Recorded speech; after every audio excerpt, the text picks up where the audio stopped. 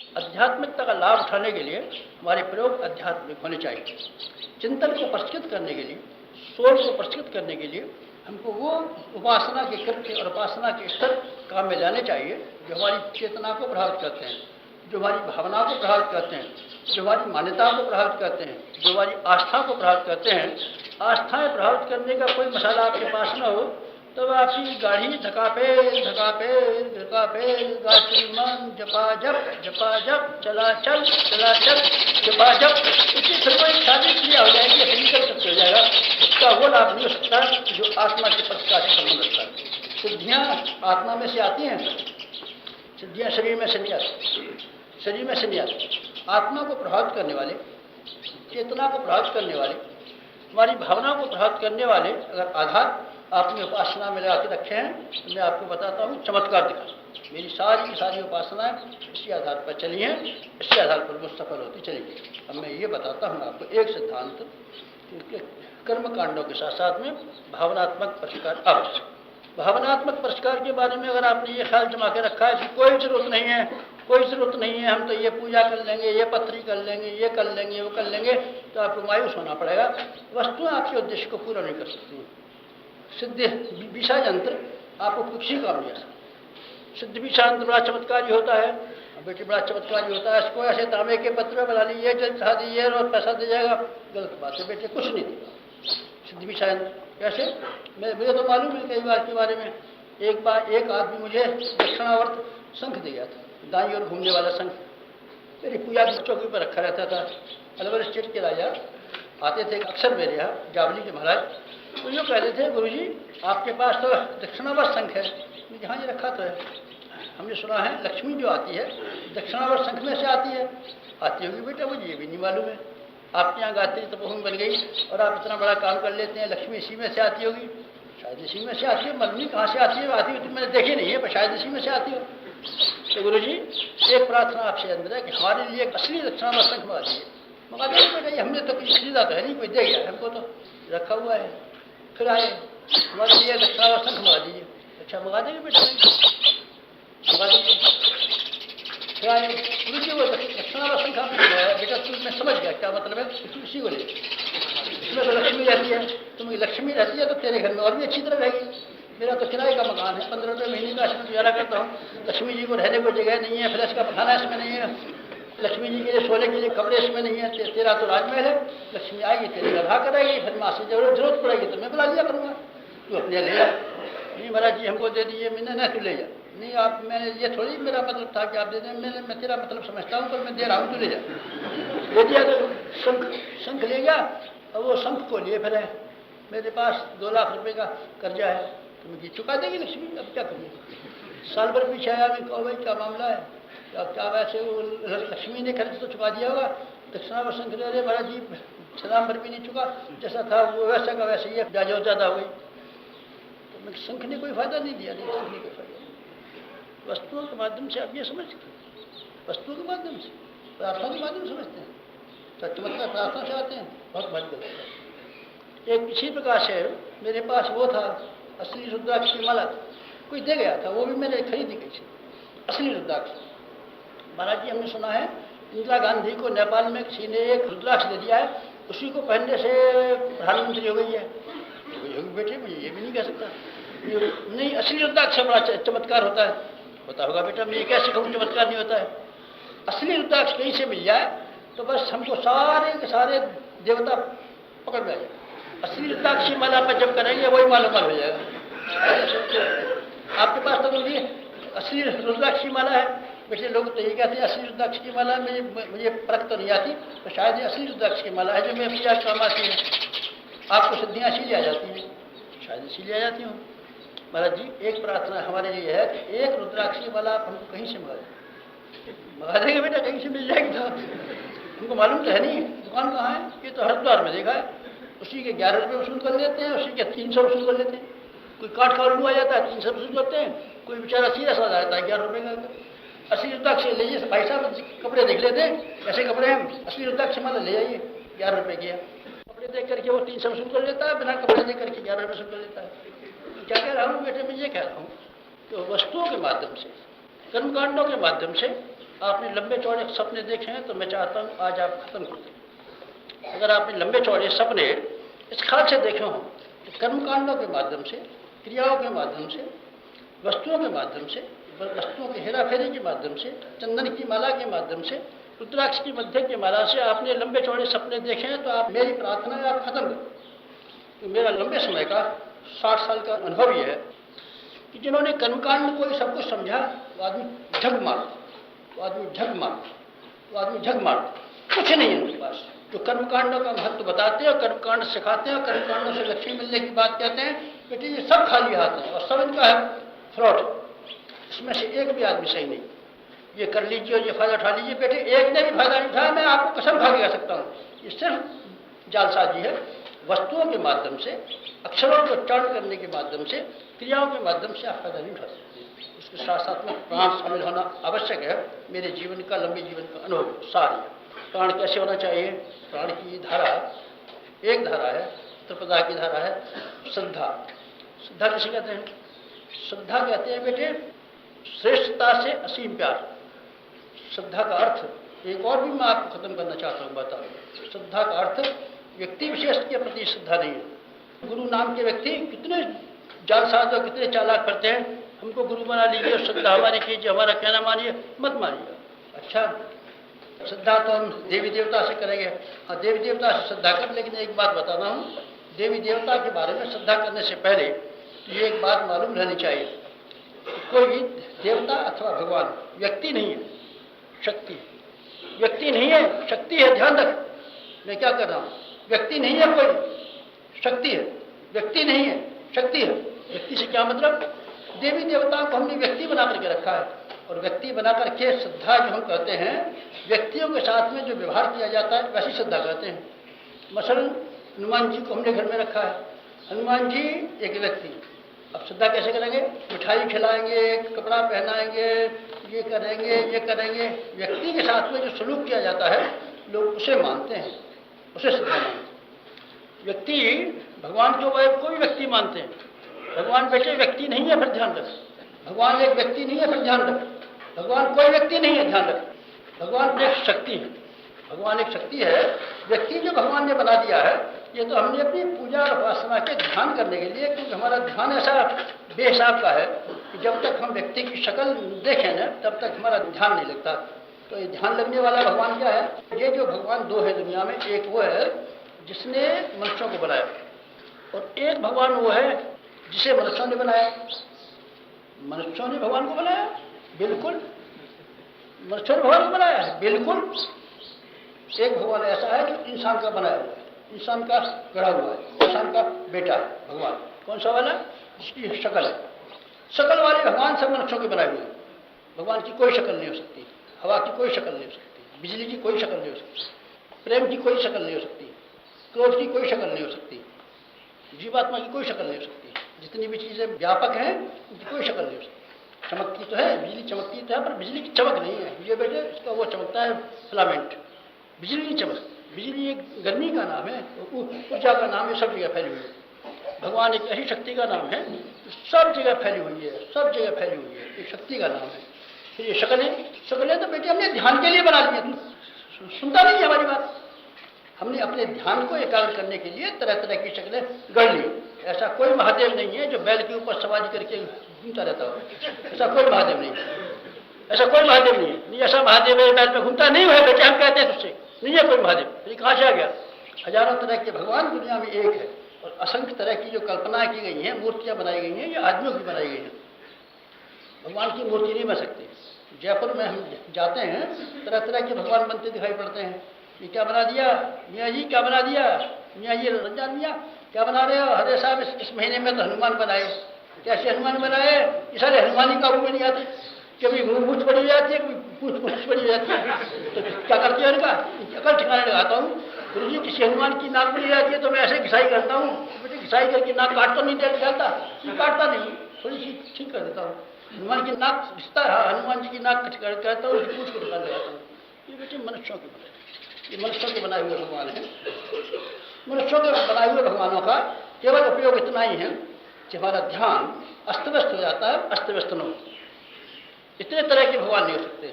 एक भगवान दुनिया में हो सकता है। सूरज दुनिया में एक है, सूरज की दुनिया में शक्ल एक शक्ल है, दुनिया भर में कहीं चली जाएगी। अगर भगवान जो असली भगवान है, अगर उसकी शक्ल नहीं होगी तो दुनिया में एक शक्ल है, तरह तरह की शक्ल नहीं हो सकती।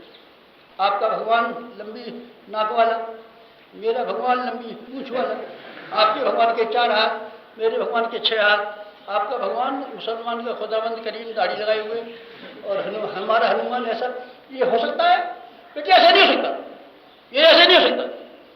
फिर ये देवी देवता क्या है बेटे? ध्यान लगाने की खिलौने हैं हमारे, क्या है? तो देवी देवता में भगवान नहीं होता। देवी देवता चमत्कार दिखाते नहीं, चमत्कार के कोई कुछ नहीं दिखाता। कौन दिखाता है? वो दिखाता है जिसको असली भगवान कहते हैं। असली भगवान क्या है? असली भगवान बेटे एक है, चेतना जो सारे विश्व में संव्याप्त है। और एक छोटी वाली चिंगारी उसके हमारे भीतर बैठी हुई है, जिसको हम कहते हैं जीव। और सारे विश्व में जो भरी हुई है उसको कहते हैं ब्रह्म। ब्रह्म महान है, जीव लघु। इन दोनों का जब आपस में मिलन होता है तब कैसा मालूम पड़ता है? तब बेटे मैं तो उदाहरण देकर समझाता हूँ। 2 तार बिजली के जब मिलते हैं तब क्या बात होती है बता रहा? इसमें से स्पार्क निकलते हैं और करंट निकलता है। जीव और भगवान जब मिलते हैं तब क्या होता है? एक स्पार्क निकलते हैं और करंट निकलता है। क्या निकलते हैं?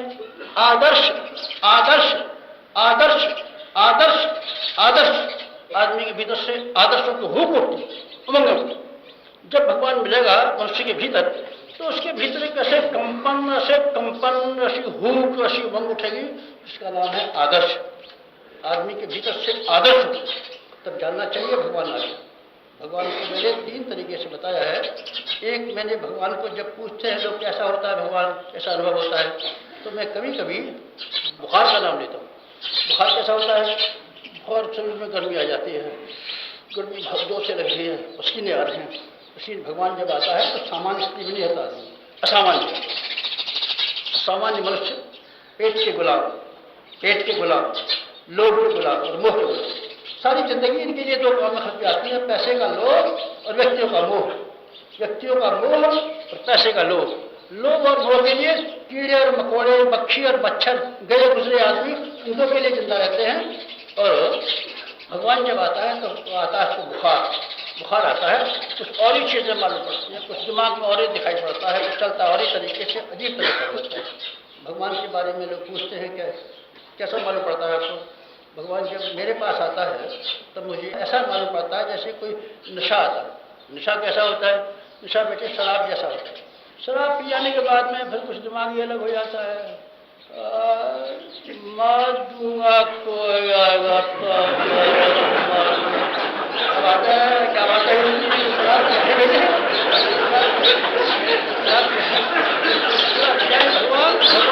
भगवान एक मस्ती है, भगवान एक नशा है, भगवान एक मस्ती ऐसा है। कोई शराबी पड़ा हुआ था सड़क के किनारे पड़ा हुआ था। हाथी पर सवार होकर के राय साहब जा रहे थे। शराबी चिल्ला रहा था, पड्डा वाला पड्डा बेचता है। पड्डा जानते हैं? भैंस के बच्चे को इधर हमारे यूपी में पड्डा कहते हैं।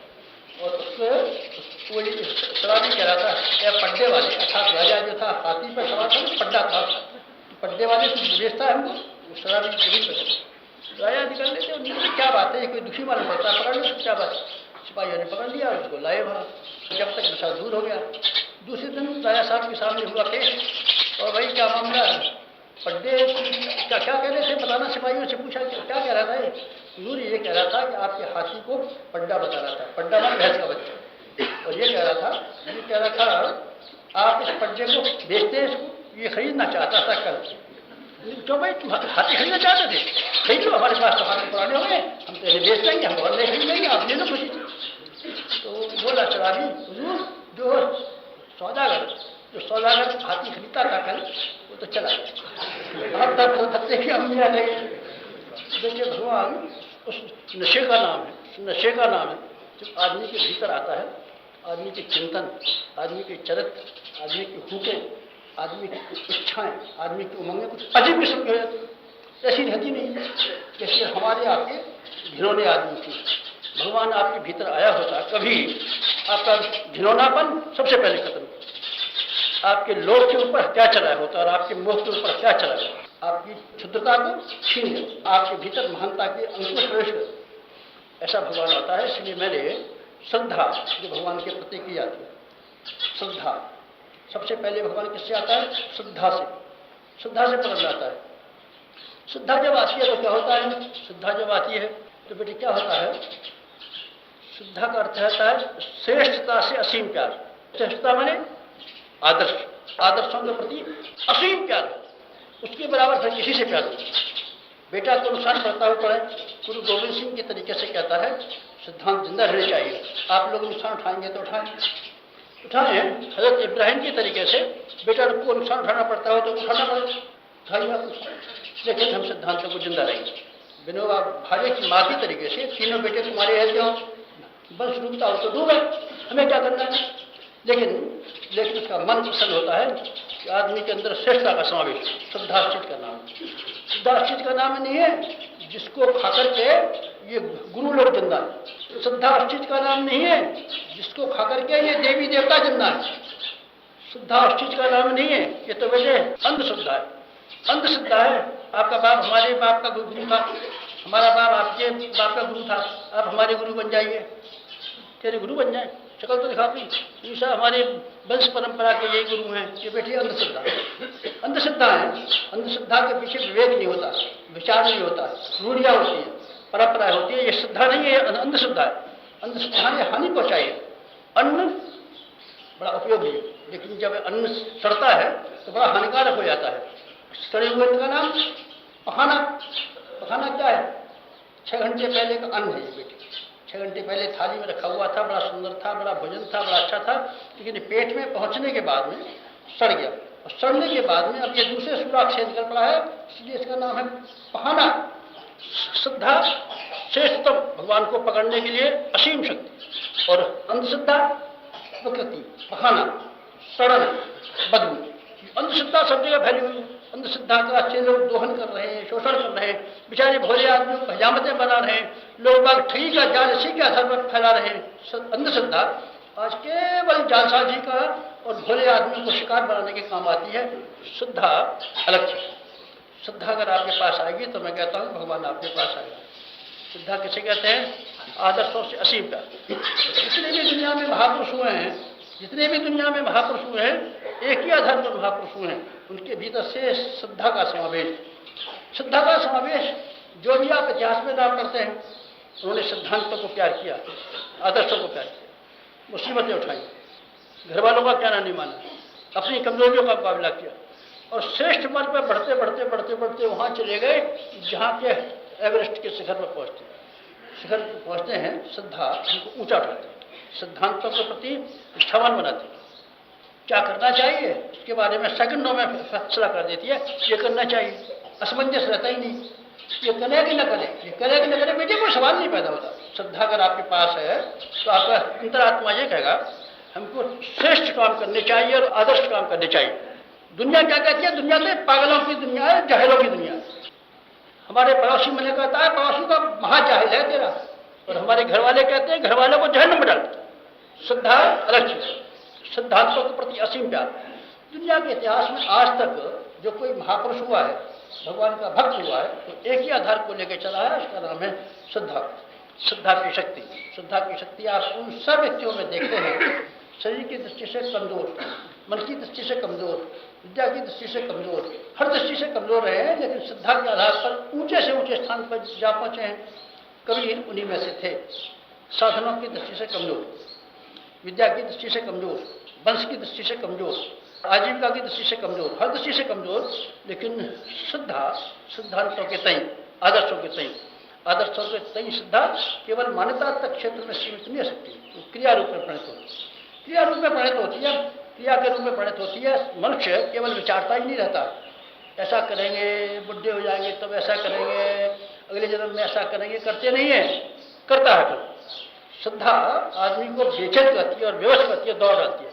श्रद्धा एक शक्ति है, श्रद्धा कल्पना नहीं है, श्रद्धा एक भूख, श्रद्धा एक जीवात्मा की आवश्यकता है।